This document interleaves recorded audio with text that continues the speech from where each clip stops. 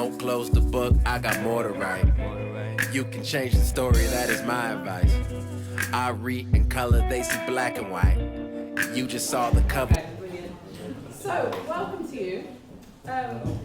Before we kick off, I really want you to kind of, because for some people might not know you very well, just to explain your background in terms of your journey, where you're coming from, and what it is that you do now. Okay. Let me just say hi. It's a bit loud. And thank everybody for coming out, taking the time out. Before I get into my own story, because you've taken time out to come, so I hope you get something from tonight. And I'm praying that will happen for you. I don't know what you're going to get from tonight, but hopefully it's positive. I can share what I can. In terms of my own story, as I said, I'm a reverend. It wasn't always that way. For the first 25 years of my life, I was an atheist. So the whole thing about me being a reverend, and I'm a pastor, and I led a funeral the other day. Yeah. If you told me that 30 years ago, I would have laughed in your face. So I'm coming from that side of the fence where it wasn't always about church or religion to me. What changed that after 25 years really was an experience with Christ. Wasn't even in a church, it was in my flat in Hockley 13 years ago, so you can work out my age. I haven't really looked back since. Since meeting Christ, I got married, have a child. She's 18, got another child on the way. Woo! Yeah. Congratulations. Yes, you can clap to that, I give God thanks for that. I'm still pastoring a small church. I've been doing it for 3 years now. I've been in Moseley. Well, it's also Heath, but it's called Moseley Wesley Holiness Church. Moseley Wesleyan Holiness Church is a bit of a mouthful. But been doing that. I'm blessed there. I was a Christian for 10 years before that. I'm in the Wesleyan Holiness Church, got the one based in Antwerp. I've always been a lover of truth. I've always been a lover of reading and research, and this was before I became a Christian. I just want to pick up on that because when you say that you've always been a lover of truth, I think anybody that knows you can definitely put a stamp on that to say that's definitely true. Mm-hmm. As a former atheist who's now a Christian, how significant is tonight's topic to your journey? Did it ever factor in the journey to become a Christian? Because I know atheists like to pick everything apart. So I was the one that argued with Christians, really. Yeah. I argued with anybody who wanted to. Not in an aggressive way, but in a way where I thought, really, you're just brainwashed, slavery, and I believe a lot of it came through a certain channel. I mean, Christianity to me was a white man's religion, and I firmly believe that. I've been there too. So I'm not on this side trying to defend it, or I'm not on this side trying to bring it from a different perspective to make Christianity look good, actually being on both sides. And I found out different things since. So I think for me, it's just a case of, I see like two different lives at the moment. Yeah. And before, I was totally blind to Christ. I was blind to some of the things that were never taught in schools, never taught by my friends, never taught by family.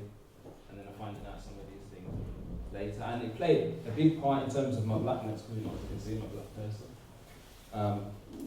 And in our culture, we have this conversation quite easily, barbershop, around the table on a Sunday, with friends, with family, and we're open about these things. And you get quite heated. And this whole debate about Christianity and blackness, Christianity in Africa, do these things even talk, do these things meet, or is it really just a white man's religion? I wrestled with a lot of that. But to be fair, many people I approached didn't really want to talk about it. Didn't want to talk about Christianity, or didn't want to talk about it being a white man's religion? When I say talk, because to me, I'm like, we can have a conversation and we can agree to disagree. Right. Some people can't agree to disagree. It's like, this is how it was. And for me, I'm more of the standpoint of, I'll present the evidence and you make up your own minds. And I still take that same stance. Rather than, you've got to believe it because I believe it. People can think for themselves. And I firmly hold to that, because I think we underestimate sometimes the congregation or the audience or the public, whatever you want to call them, that want to be critical, they want to know the truth, they want to have understanding. Sometimes we just tell them the same thing, that's what we've been told, rather than pausing and saying, actually, is this true? I just want to touch on that because this is a topic that's caused a lot of contention over the years, not only amongst, I'd say, denominations, but I'd argue also amongst sections of the black community. Yeah. Why do you think that is? Is it simply just because of our history of slavery, or is it wider than that? I think it's much wider. One thing I want to say and put out there is that this issue, in me looking into it in terms of the colour of Christ and the misrepresentations that have gone down through the years and why all that has happened, is not just about religion. It's broader than that. I would say, and I'd make this conjecture to say, there's almost been a concerted effort for the history of those of us who've done things who are non-white to be almost wiped out or removed. I've heard about Florence Nightingale for a long time. I didn't hear Mary Seacole pushed into my face when I was at school, like, what's going on? How come you tell me about her who was helping the troops as well? How come it's all about Florence Nightingale? Or when I seen like Cleopatra on the telly, it was like, was it Liz Hurley? I forgot her name, but it was some Hollywood actress who's blatantly white, and like, Cleopatra. Yeah. Do you see what I mean? So it's these little things down the road that make me think it's not just about religion. You've had black inventors, some of the things that we've created that half of us don't even know about. Traffic light. There's things that we've done and you think, wait there, those black inventors who played a massive part in the building of Western civilization. So how come we don't know more about that? There are little examples like World War I. The amount of Africans and Indians who were fighting in that, who did it for Queen and country and did amazing feats, and yet when I was at school, it was all about Hitler. There was more to the World War than Hitler. That would have helped me in terms of where I'm coming from, in terms of what I could be proud of. Hitler does nothing for me. Yeah. So, it's an issue, but it's broader than just religion. I think it hits all areas. I think so. The depictions of Jesus that we see in Hollywood, on television, like you said, I think it's Elizabeth Taylor that played Cleopatra, am I right? Yeah, Elizabeth Taylor. Pretty much in every imagery that's conveyed to us throughout the media, we see a European-looking white man. Yeah. Blonde hair, blue eyes, and the like. But where does this imagery of Jesus stem from? The typical imagery of this European-looking white man stem from? How long have we got? Well, we're on a budget. So. Oh my gosh. Hollywood is just one part of it. I mean, Hollywood's much later. You can go way into that. I mean, in a nutshell, I suppose, could you kind of... I mean, a lot of what we see today, alright, then at my grandma's house, when I went to my grandma's when I was younger, I saw lots of pictures of Jesus, and they were all blonde hair, blue eye, halo, really pale skin. Now I was a young child, and to be honest, when I went to nursery, I didn't question the colours of my friends. So I kind of just took that for what it was. The same way with the pictures, I wasn't a Christian, so I just took that for what it was, but it left a kind of subliminal message in my head to think. Someone asked me later what colour was Jesus. I probably would have said white, because that's the Jesus in my grandma's house. So I think what we underestimate sometimes is the power of media and images and representations that have gone down through the years. A lot of that got, I suppose, even more important when we talk forward from colonialism and slavery, and in many respects the Europeans taking that to use it, twist it, and keep slaves under control. But even before then, there were images that were drawn that I suppose helped the people that was in power, like the Sistine Chapel. I don't know if everyone knows that, the creation and Adam, and you got the man touching the other man. Blatantly Eurocentric. With the Last Supper by Leonardo da Vinci. None of them looked like that. Nobody even sat on chairs in the first century when there was a round table. But on the picture, I mean, you've got artistic license, fair enough, but it's just blatantly false. But for those in power, it worked well. Because even though they weren't doing all the work, on the surface they got the credit because it was seen to be Jesus was just like them, so they must be doing something right. So there's so much you could pick out even before then as well. You know, the Roman Empire in terms of when they, in terms of Christendom, you know, and the whole agenda there about taking over the world. There's a lot of things you can get to that it's not just about the white Jesus in my grandma's house. There was a political agenda, racial agenda, especially from the 18th, 19th century. It got really bad in terms of the social, in terms of race, because that was a social contract. We didn't, social construct. We didn't call ourselves black before then. It was more to do with where you were from, like the Kush or Kemet or the Nubians, when you're talking like certain parts of Africa. But a lot of these things are set up to kind of keep black people from white people because it helps with the whole idea of they're a separate race from us. They're not like us, they're subhuman. That was what was taught to a lot of us as African, to keep us from, I suppose, challenging those who were in the power. So there's a lot to it, and I probably said a lot there that probably needs even more breaking down. I mean, a lot of this you can get out there and check on Google. You can see it for yourself. I'm not making up. You just got to go beyond the obvious and do our homework. But I think along with other stuff, Christianity was taken and used to show like this is the white man who brought it to you. Where I give you an example, if you go to someone say this King Gazana with the kingdom of Axel, which is like northern Ethiopia now, you can put King Gazana in Google and it'll show you that that was a Christian kingdom in the 4th century. Some people say that came before the kingdom that Constantine made it official, Christianity the official religion of Rome. People say that King Gazana actually made it an official religion of the kingdom of Axum before Constantine. How come we never told that? And this was North Africa. I mean, what evidence, as you've talked about it, being a political, having a political agenda and agendas of the time where these images and iconography were constructed, what evidence is there now, like you talk about Google, but that points to supports the argument that Jesus wasn't in fact white? What's out there? Okay, I mean, move all that stuff to the side that I just said. We're talking about 1st century Jew. We're talking about the Middle East. The likelihood of him being blue-eyed, blonde hair, white, Eurocentric is next to 0. And that's just common sense. You don't need scripture. You don't need a book about history. You don't need to go and even ask someone. Just think critically for a bit. The likelihood is next to 0. But again, the power of the media makes us forget that. It makes us forget that. And media back in the day might not have been social media or internet, but paintings on a mural, that was media back then. A newspaper that told you how slaves are in terms of the black man being aggressive and he's going to rape your women and things like that. That was media. People read it, people watched it, and they believed it. So we can't underestimate the power of these things that make us think. And as, we know about media today. I mean, it's on another level today with Facebook. Just because everyone on Facebook believes it, we can think it's true, and it can be a pile of rubbish.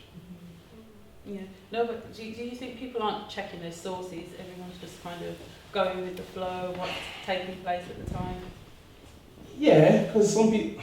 I don't say this without being condescending. Alright, you can't say you're an expert just because you've watched a YouTube video.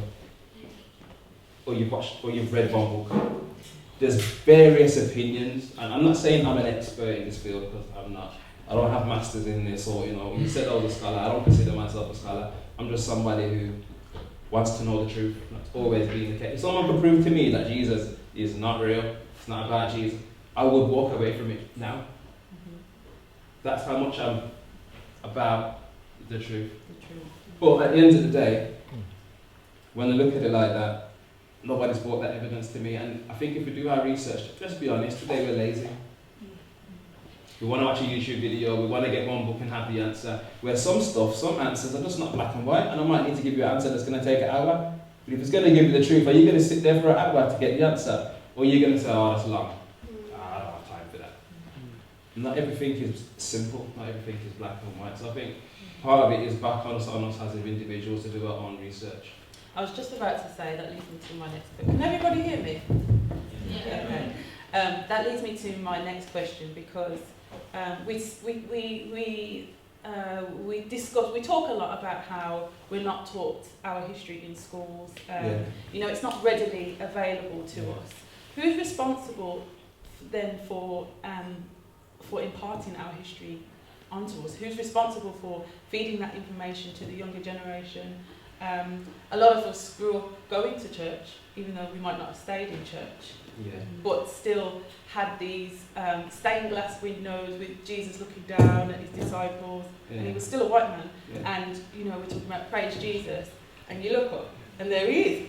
You know, so it's who's then responsible for giving that information, or is that something we need to do ourselves? It's a big question.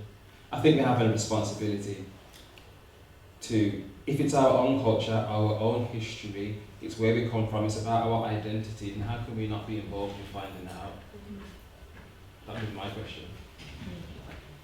And why would I expect somebody who, to be honest, this question we're having tonight, some white people might not ever ask this question.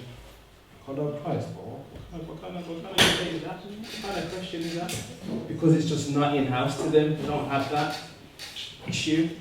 So if we want to know about that, then going to them to get the answers makes no sense. So that would be my answer to that. We have the responsibility to find some stuff out, and I think we should. So would you then say some of the black-led churches should take this on? Is it our responsibility to teach our own people our history? I think black society as a whole should take this on. For my view, not just church. There's a lot I could say about church. I think church needs to do a shed load more, especially black-led churches, because it plays into our identity. But I think as across the society, when I think about some of the groups that are like gaining like voices now, where Rastafarianism was gaining it before. When I was a few years back, I think about the Nawabians, I'm thinking about the Kemetish people, I'm thinking about who else is there? 5%ers, and I think about some of these kind of other groups that are coming up and almost championing the black agenda. I don't really have nothing against them in the one respect that I think they're actually trying, for the most part, to find the truth. Something that appeals, something that makes sense. And I think we can have conversations between all those groups to try and get to it, rather than you think that, we think that, so now we're enemies. So all we're really doing is the same thing as the gangster on the road, because he's the enemy of the man on the road because he don't believe what he believes or he's making money from a different source. It's still a division. Now I might disagree with you, don't mean we need to be enemies. So I think we can make a more concerted effort to have these kind of debates, have these talks. And even if I walk away and say, no bro, you believe that, I believe that, cool, it's different, but you're still my brother. You're still looking out for you, why can't we do that? So I think as a society we need to own it and address it. I think as a society, what we seem to be owning right now is the Black Lives Matter movement, you know, born out of, I suppose, just being tired of police brutality and things like that.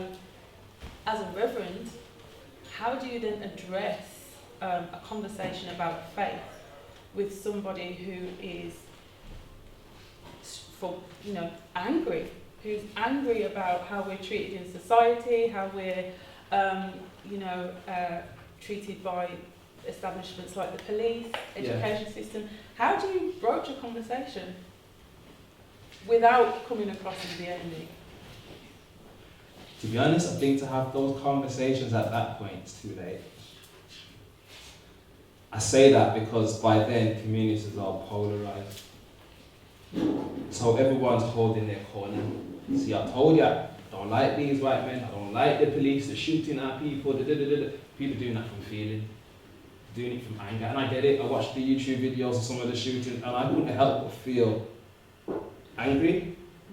But there was another side of me that was even more confused, because I can't remember the name of the guy who was in the car, with the blood going down his shirt.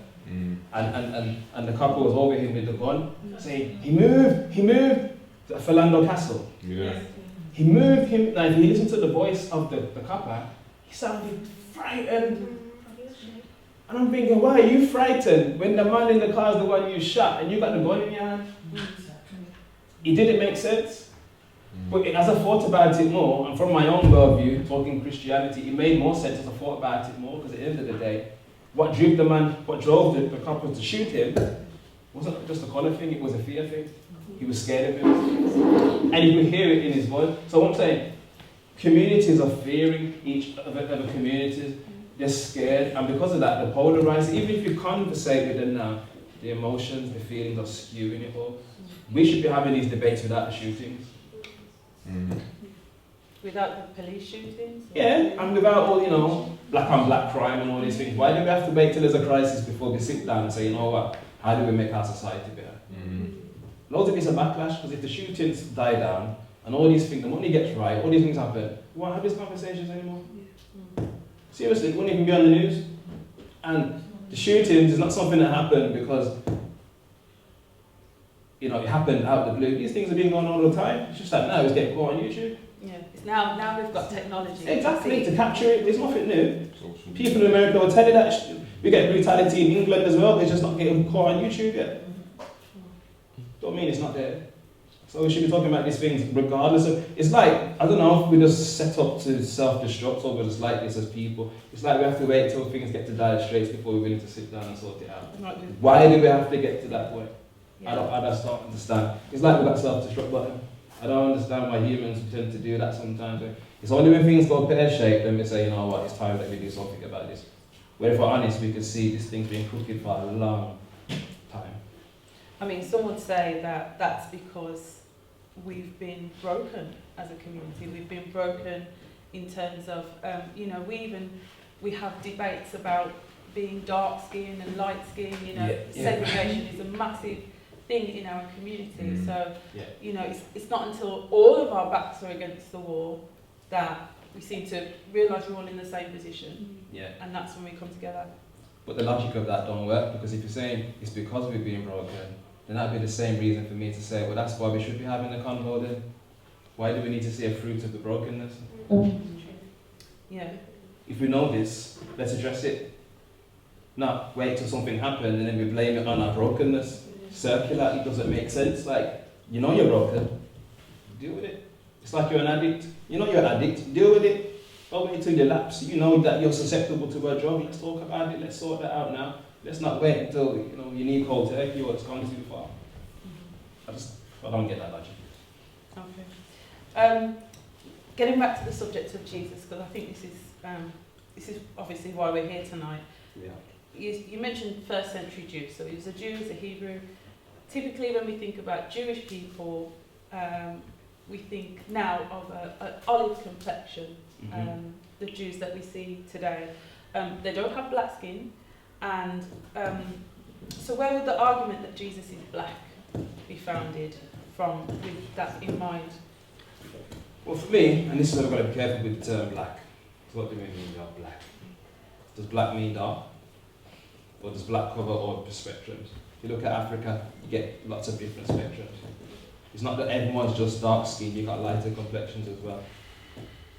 You have to look at it in that respect. For me, Jesus, I couldn't say to you and say hand on heart, I think he's dark skinned like you know, that's me personally. But one thing I can say hand on heart is that he is not white, which has been the predominant image. So that's where I would go with that. And it's not like there's only Jews in Israel, Jews in Africa. Many of them moved over to Israel to live. They're all over the planet, and you got them at different colours as well. So some people tend to focus on the ones in the Middle East or the ones that are lighter to make a point of, you know, how can we trust them if that's how they look at the minute. I haven't done a lot of history and research into that, so I wouldn't want to delve into that to say things that I don't know. But at the end of the day, one thing I can say is dark might be, but one thing I can say, I don't know, Jesus is not as we've been shown. Jesus is not a white man. He's a man of colour. He's a man of colour. Now, if you want to say he's black, I'm cool with that. Yeah. In my head, black doesn't just cover dark skin, because you get people in here who would say I am black, but they're not dark like I am. So I'm okay with that. Yeah. For some, it might not be, and obviously, if you had time, always put that there, you could ask that, or you know, get more reason. But that's where I come from with that. So, I mean, my next question was to ask you what you could tell us about the appearance of the Israelites in Jesus' time, but as you said, you haven't really done that much. Well, one thing I can say is, I don't know if anyone's remembered this, there was anthropologists years ago did like an experiment trying to look at a first century Jew and tried to get the face of Jesus, put face of Jesus in Google. They showed a picture of what they think Jesus probably really looked like by using a skull from somebody who would have been a first century Israelite. And when you look at him, he wasn't as dark as me. Who would I say is close? He looked like a darkish Arab kind of look.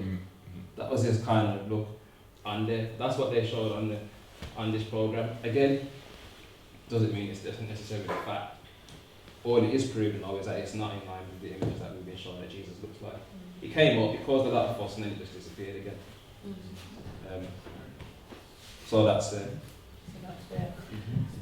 It's a hard one to put a specific needle, isn't it? To say it is this and that's that. No, for some people it is, for some people it isn't. Do we have the desire, whether we're black, white, Chinese, because of the significance of Jesus, want to identify him as looking like us? Like, to make him relevant? Yeah, but again, if we're going to just reduce blackness to colour, we need to be careful. Because blackness is more than just colour. As far as I'm concerned, there's a culture that comes with it, there's a tradition that comes with it. That's why you can even see somebody who's white but behaving and talking in a way, and you think, there's the blackness about it. But you won't go on that. It's more than just, say I'm black, dark skin like this, and I've been brought up under some aristocrats in England, nothing about the culture. I learned their language, I taught like them, I behaved like them. And some people in the black community wouldn't accept me. Very true. Lenny Henry, that's it, not Lenny Henry. Is it Lenny, not Lenny Henry? Oh, what's his name, the boxer? Frank Bruno. Some people have issues with Frank Bruno. Why? Because of his skin size. Chris Eubank's another one. Some people had issues because of the way he portrayed himself. It wasn't seen. That's not blackness, that's something else. Do you see what I mean? Why do we even make that assertion? Because to so many of us, if we're honest, it goes beyond just your raw appearance. Sometimes just to nail it down to the colour of a man and say that's what it's about, I think we're just being too shallow, it's too surface. There's more to it. I had a question that's gone out my head, but what would you say to someone do you think this issue of identifying Jesus is an obstacle to the Christian faith, or is it just simply people just want to get down to the bottom, get down to the truth of that particular question? Yeah, I think it can be an obstacle. Yeah, totally. Especially if we've been given an image of him for years and years, which is not truth. Because I'm not pro-black, I'm not pro-white, but I am pro-truth. I want the truth. And if there's reasons why you haven't shown me that way, then I've done to my white. But yeah, it can definitely cause an obstacle, especially if you're thinking, why would you go over there and have a white Jesus who oppressed us through slavery, and there's this whole narrative that goes behind it. So yeah, I was on that side as well, so I can understand people not wanting to have a part of it or come to it. Or I understand that, but just have another perspective now as well, which goes beyond the society and the culture and the political side of it. But yeah, for some people it's probably the stumbling block. Yeah. But it's one of many. One of many. Okay. Don't close the book, I got more to write. You can change the story, that is my advice. I read in color, they see black and white. You just saw the cover.